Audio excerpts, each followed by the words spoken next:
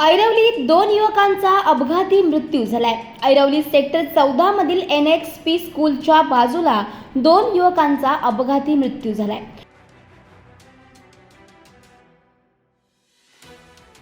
काटाई नाका ब्रिजचं काम चालू आहे. ब्रिजच्या खाली वाहन पार्किंग केली गेली आहे. याच ठिकाणी JCB वळण घेत असतानाच त्या वळणावरती मोटरसायकलवरून जाणाऱ्या 2 युवकांची धडक झाली. या धडकेमध्ये युवकांचा जागीच मृत्यू झालाय.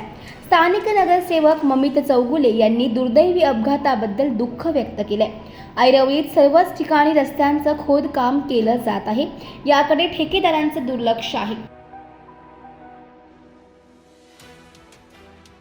कोणत्याही ठिकाणी फलक लावलेले नाहीत किंवा त्या ठिकाणी सुपरवायझर सुद्धा नसल्यामुळे कोणत्या रस्त्याने जायचं हा प्रत्येक वाहन चालकांना पडलेला प्रश्न आहे, असं देखील त्यांनी माध्यमांसोबत बोलताना सांगितलं आहे. सनटेक बिल्डिंगच्या इथं आपण आलो आहोत. आता तुम्ही इथं बघितला तर DAV शाळा आहे. या साईडला रोड दाखवा ना. या साईडला DAV शाळा आहे. इथं पण रोड बंद आहे. तुम्ही इथून आला तर हा मेन जंक्शन आहे. आता इथं जाताना हा पूर्ण रोडच बंद आहे बेकायदेशीर. कायद्याप्रमाणे तर आपण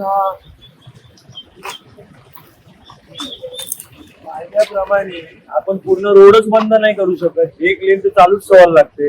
आता इथं ऑलरेडी PQC झाली आहे. आता इथून पण एक वन साइड रोड आपल्याला चालू करता येतो.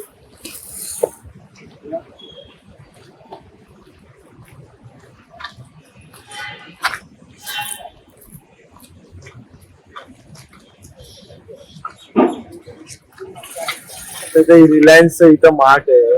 रोडचा काम एक लेन चालू ठेवली पाहिजे ना इथं.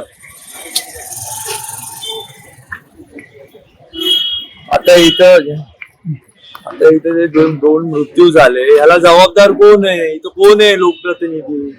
व इथं त्यांचं काय काळजी घ्यायचं हे नाही का? दोन्ही रस्ते बंद केले, एक लेनच पूर्ण बंद केलाय. या इथं जात असताना NHS शाळा आहे, लहान मुलं असतात, एक लेन तरी ओपन ठेवला पाहिजे. मी तर आयुक्त साहेबांना सांगणार आहे याच्यावर कारवाई करा या कॉन्ट्रॅक्टरवर. म्हणजे लोक नुसतं टक्के घ्यायचे आणि बाजूला आणि लोकांना इथं उघड्यात असं ऍक्सिडेंट वगैरे होण्यासाठी सोडून द्यायचा का? गंभीरपणा नाहीये का? आता कालच मी येता इथे डेप्युटीला सुद्धा फोन केलेला मोदी सरांना. त्यांना बोललो अरे रस्ता पूर्ण बंद ठेवलाय, तो पुढचा रस्ता चालू आहे, दोन्ही एक वन वेच चालू आहे तिथं आणि शाळा आहे. थोडस आपण हे सगळं कॉशन घेतलं पाहिजे.